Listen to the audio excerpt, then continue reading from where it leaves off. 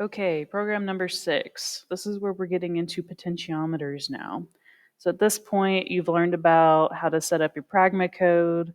You've learned about how to turn motors on and off, how to reverse motors, how to use switches, and how to use while loops. Now we're going to take a look at potentiometers. And the potentiometer measures a range of values. It lets you control a motor. So if you wanted to have a gate on a motor, you could tell it to be at one position, and then to raise the gate, you could tell the motor to be at another position. So it gives you a little bit more control over the motor. People use potentiometers for other things as well, but just know that it's measuring angular degrees. It's got a weird structure for the values, and I'm really not educated as far as like how that works, but you can use the debugger window in the future to really narrow in on what your ranges need to be, and I will talk about the debugger window in the future to help make that a little bit more clear. So for right now, I need to make a new file. I'm going to copy and paste my pragma code over. So copy, paste. One thing I haven't talked a lot about in the motors and sensor setup, knowing the difference between an analog and a digital sensor. So analog reads a range of values. So the potentiometer is reading a range of degrees. And then the line follower is measuring lightness and darkness. And so values are assigned to these different sensors so that you can control, in this case, the rotations of the motor. And for the line follower, you can, if you wanted to follow a line on the floor, it could tell the difference between a black line and the white floor. And then digital, we've got limit switch and bump switch. Digital can only be on or off, and so a switch can only be on or off. And so that's why digital gets plugged into the switches get plugged into the digital ports, and analog gets plugged into the analog ports. So you need to know the difference between these sensors to ensure that everything's getting plugged in where it belongs. Eventually, we'll use an LED as well, and an LED can only be on or off, so it's going to be plugged into the digital port. So I'm going to hit apply and OK.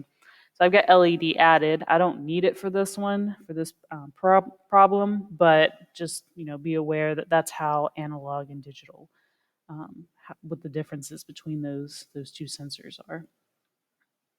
So for number 6, it says turn on the right motor until potentiometer value is greater than 2048. Reverse the right motor when potentiometer value is less than 2048. Repeat the process. Okay, so this one is a little bit of a trick because you have to think about this. What has to occur first? And if I think about the potentiometer as a switch, that has to happen first. And so a lot of people want to say turn on right motor and then potentiometer value is greater than 2048. Well, it's waiting until that value is 2048. So it's not going to occur until that happens. And so actually the first thing that needs to happen is potentiometer value is greater than 2048.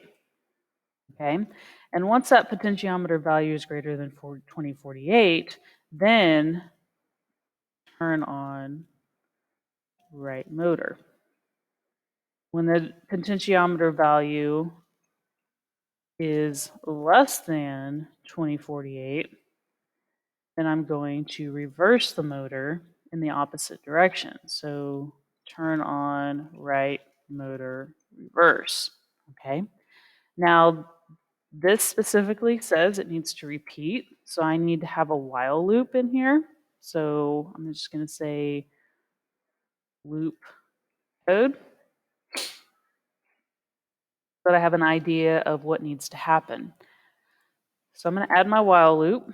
So while 1 equals 1, so while true, I need to turn on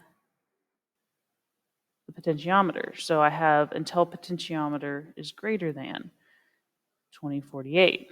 And when that happens, when that occurs, then I'm going to start the motor. Okay. Then I need the potentiometer value to be less than 2048. And I'm still starting the motor. It's just the speed is going in the reverse direction. So instead of going positive 65, it goes the other direction. The position will be 2048. The sensor port is potentiometer. I referred to it as POT for short because I didn't want to spell it potentiometer. Motor port, I'm using the right motor. 2048 again. And then right motor. Now notice my curly braces, I'm missing one. If I have one open for task main, I have to have one closed for task main.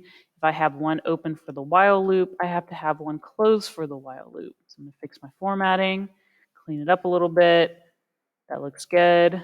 Now I'm going to compile it and check for errors, as well as save. So this is going to be program number 6. Save it, and we'll see if I have any errors. Looks good, no errors, everything's in line. That's the end of program number 6.